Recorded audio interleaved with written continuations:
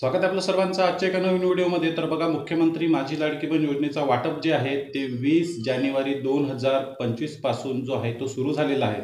मग आता तुम्ही कमेंट कराल की आम्हाला तर अजूनपर्यंत पैसे आलेले नाही, मग पैसे मिळत कोणाला आहे? बघा, 7वा हप्ता जर अजूनपर्यंत तुम्हाला आलेला नसेल तर तुम्हाला 7वा हप्ता 100% येणार।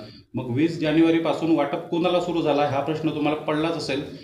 त्याचप्रमाणे 10,500 रुपये जे आहे ते एका महिलेच्या खात्यामध्ये जमा झालेले आहे। म्हणजे ते कसे जमा झाले, त्यांना कसे काय 10,500 रुपये मिळाले?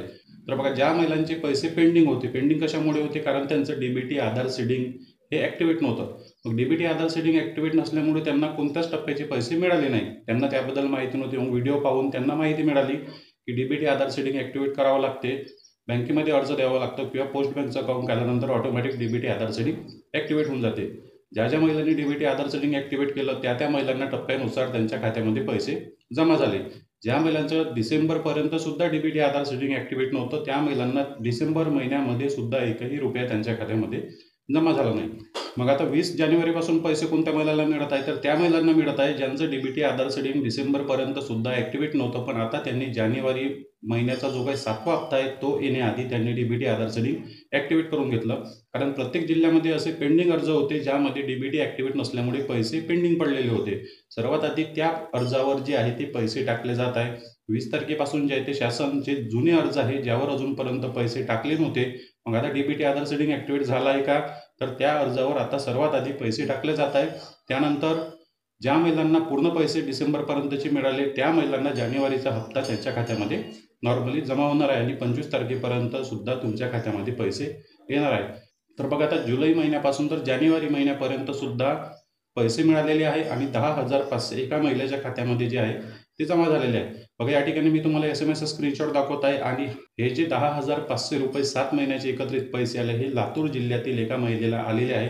कारण त्यांचं डीबीटी आधार सीडिंग हे डिसेंबर महिन्यापर्यंत सुद्धा ॲक्टिवेट त्यांनी केलेलं नव्हतं, त्यांना त्याबद्दल माहिती नव्हती। नंतर त्यांनी IPPB इंडिया पोस्ट पेमेंट बँकचं अकाउंट काढलं जानेवारीच्या 3 तारखेला। त्यांनी मला सांगितलं की जानेवारीच्या 3 तारखेला पोस्ट बँकचं अकाउंट काढलं, 2 ते 3 दिवसानंतर ते डीबीटी आधार सीडिंग ॲक्टिवेट झालं।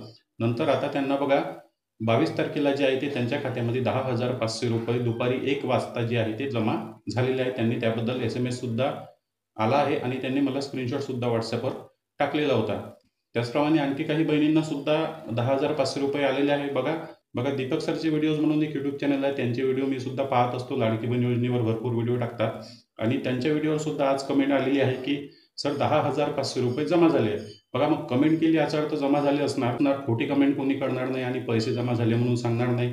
स्क्रीनशॉट सुद्धा मी तुम्हाला दाखवलेला आहे आणि कमेंट सुद्धा या ठिकाणी मी तुम्हाला शेअर करत आहे। तर बघा, त्या महिलांनी काय केलं होतं, ऑगस्ट महिन्यामध्ये अर्ज भरलेला होता, ऑगस्ट महिन्यामध्ये पोर्टलवर अर्ज भरला होता।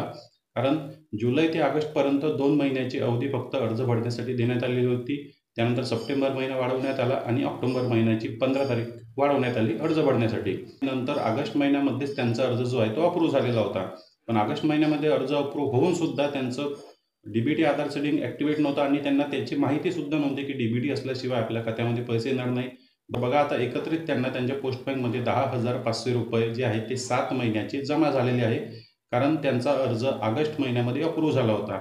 यामध्ये बघा, जुलै आणि ऑगस्ट महिन्यामध्ये जर तुम्ही अर्ज भरला नसेल तर तुम्हाला पूर्ण 10,500 रुपये येणार नाही, त्या महिन्यापासूनच तुम्हाला पैसे येतील। सप्टेंबर महिन्यामध्ये अर्ज भरला असेल, ऑक्टोबर महिन्यामध्ये अर्ज भरला असेल, अप्रूव्ह झाला असेल तर तुम्हाला जुलै आणि ऑगस्ट महिन्याचे पैसे पूर्ण येणार नाही, म्हणजे 10,500 रुपये येणार नाही। 10,500 रुपये कोणत्या महिलेला आले? ज्यांनी जुलै आणि ऑगस्ट महिन्यात अर्ज भरला, त्यांचा अर्ज अप्रूव्ह होता, डीबीटी आधार सीडिंग ॲक्टिवेट नसल्यामुळे त्यांचे पैसे अडकले होते। आता जानेवारी महिन्यात त्यांचं डीबीटी ॲक्टिव्ह झालं, ते सरकारने शासनाने आपल्या पोर्टलवर पाहिलं की यांचं पेमेंट पेंडिंग आहे, तर त्यांच्या खात्यामध्ये 10,500 रुपये शासनाने टाकले आहे। जर आपल्याला व्हिडिओ आवडला तर व्हिडिओला लाईक आणि चॅनलला सबस्क्राईब नक्की करा। भेटूया नेक्स्ट व्हिडिओमध्ये।